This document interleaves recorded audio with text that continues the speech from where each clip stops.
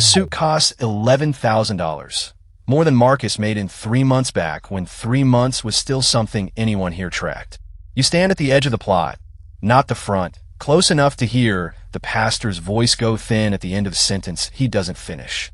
Diesel and cut grass. A woman in a black coat glances back once. Your phone buzzes once in your pocket. A board member, a wire transfer, something that can't actually wait. Don't move yet. 12 years earlier, none of this exists. Not the suit, not the funeral, not a name you'll spend the rest of your life trying not to think about out loud.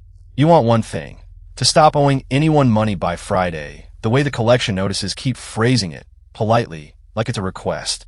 You don't know yet that the number and the dead are going to trade places, then trade back, then cost you someone else's name entirely. $52,000 borrowed from Roy, your wife's father, buys one used truck and 20 stops nobody else wants. A diner, a dry cleaner, 18 houses on a route the last owner couldn't be bothered to finish. WD, 40 and last night's coffee on your hands by 5 a.m.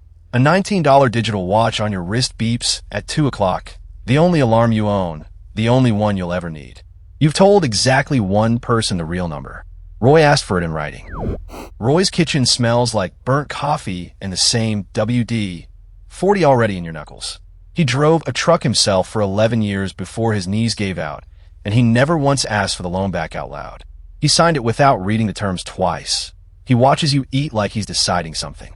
Sunday dinner. Same stool at the counter, same warning every week, worded a little differently each time, so it doesn't wear out. The truck doesn't care what letters end up after your name. Don't ever let it forget that. 3 banks say no in 9 days, each letter using politer language than the last for the same word. A route sheet with 20 stops on it doesn't impress a loan committee, no matter how neatly you've typed it. Therefore, you stop asking permission. You knock on 20 more doors yourself. On the 11th, a diner owner named Frank says yes before you finish the pitch. Cash up front, no contract. That's the whole strategy for a year. 7 trucks now, parked nose to tail behind a fence you own the lock to. Tar and hot metal at 6 p.m. Cicadas loud enough to cover the dispatch radio most nights. $140,000 sits in an account that isn't overdrawn for the first time in 3 years. Actual number, actual bank, no asterisk next to it. The watch still beeps at 2 o'clock. You still get up. Orientation, folding chairs, a trainer's laser pointer lands on a government statistic nobody in the room expected. Refuse collection kills more workers per capita than police work does. More than construction, more than half the jobs people call dangerous out loud. Marcus Odell, new hire, 26, laughs it off in the back row. The wrong kind of quiet for a fact like that. Write his name down. You'll need it later. The county contract is worth more than your first 4 years combined, and it's yours by 1 bid for percent under the next number. Denny Kowalski's number. You'll learn later, the same week, he starts skipping the dump fees nobody's checking. Late at night, alone, the spreadsheet finally balances for the first time since you started. The watch beeps at 2 o'clock anyway. You never reset it. You don't know why yet. 3 tiny hauler sign over their routes for a fraction of what they're worth. Seller financing on the rest. 31 trucks, 3 counties, 31 accents at your table when you're being generous about calling it a company. 2 of the 3 owners tear up, signing away 30 years each. The third only asks if the trucks keep their names painted on the doors. $1.4 million, the first million multiplied. The pen doesn't shake. Yours never has. Marcus rides the footboard on your old original route now. The one you drove yourself for 4 straight years. Same porch lights.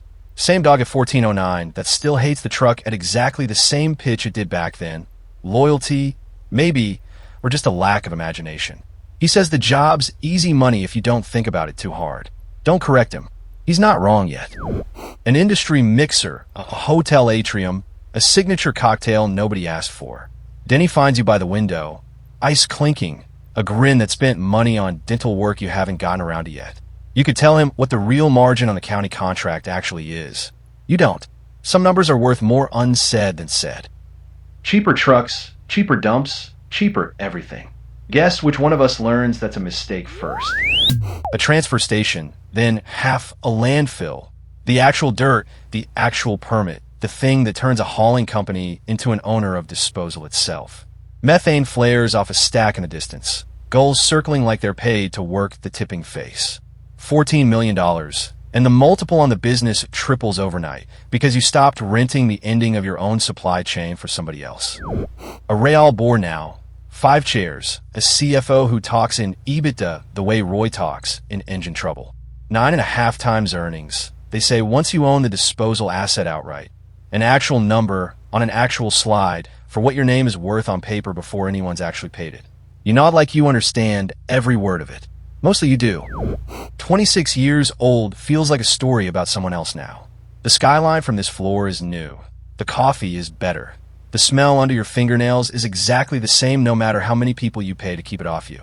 A courier delivers a card with a fund's name embossed on heavier paper than anything you own.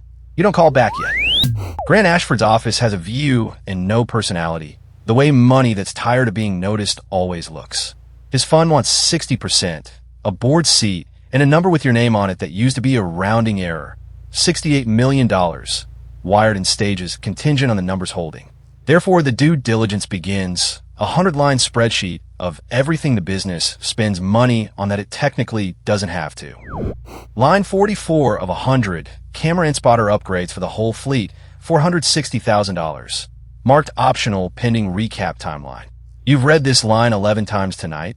Alone, the office dark around the one lit screen. Your hand doesn't shake signing off on cutting it. That's the part that should worry you, not the number. 6 weeks, you tell yourself. We'll circle back after the deal closes.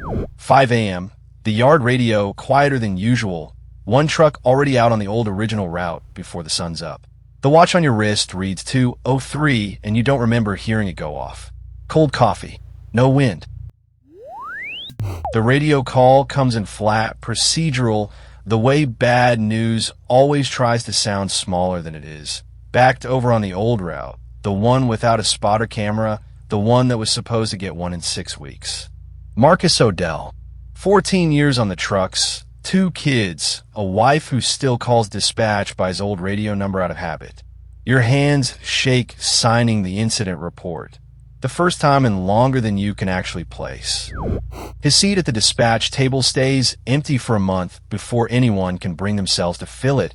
A coffee ring on the desk nobody wipes away. Someone leaves his time card on the seat, uncashed, like a place setting nobody wants to clear. 26 accounts send flowers, more than you got for the county contract win. Nobody says the words safety budget out loud. Everybody's doing the math anyway. OSHA's file runs 60 pages. A willful citation, the maximum penalty on the books, $165,514 times 3 because the finding wasn't isolated to one truck or one route. The inspector's report uses the word foreseeable 4 times in 6 pages. You count them. The number is a rounding error against 68 million. That's exactly the problem with the number. A hearing room fluorescent light, a government seal behind a bench that isn't a judge's, an administrative law judge, technically, though it doesn't feel like a technicality from the defense table. The citation stands. The fine gets paid inside a week, wired same day, the way you'd pay for anything you wanted gone that fast, that quietly. The recap closes anyway, for months later, right on schedule.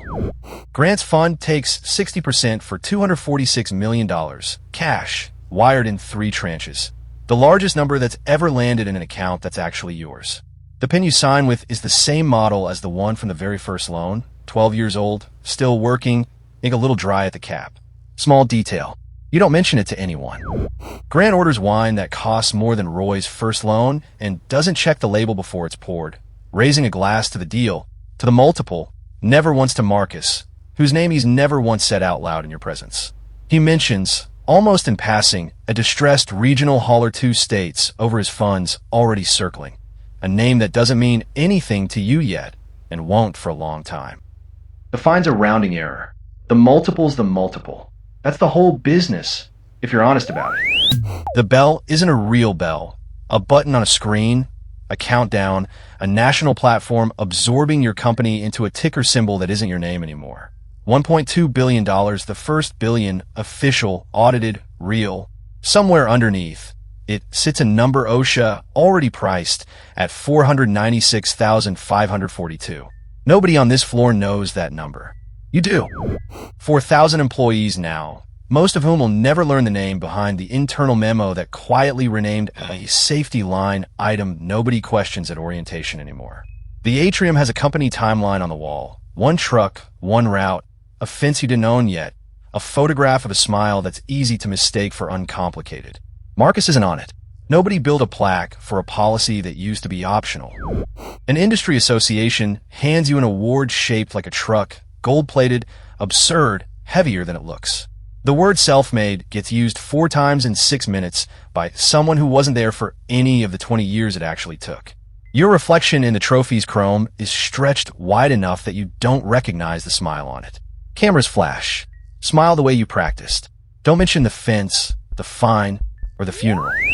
$2.6 billion, audited, diversified, boring in the way real wealth eventually gets. The watch on your wrist cost $19 23 years ago and is somehow still running, still set for 2 o'clock, still the only alarm in a penthouse with 4 others you've never learned to use. Your hands don't shake anymore, signing anything of any size in any room. That's the part that should worry you. A hospital wing, a safety research chair at a state university, a foundation with your name, and a mission statement that never once uses the word truck. The plaque behind you lists 12 founding donors. Yours is the only name with a number this size attached to it. Ribbon, scissors, applause. A reporter asks what you're proudest of. The real answer has 14 years and a route number in it. You give the other one instead. Your daughter Ellie is 19 and home for a weekend that took 4 calendar invites to schedule. She asks, not unkindly, when you're going to slow down, the way people ask questions they already know the honest answer to. You don't have an answer that isn't a number. The window behind her holds the same skyline as every other window you've stood at for a decade. And for the first time, you can't tell which floor you're actually on. Dad, you checked your watch 4 times since I got here. It's not even 2 a.m. The visits cost less to make once the company went public. A car, a driver, no calendar conflict left to blame, no excuse that holds up under its own weight anymore. This time you walk all the way to the stone, not the edge of the plot. Diesel and cut grass, same as the funeral, 11 years on. The watch beeps at 2 o'clock. You get up. You always do. That was never going to be the part that changed.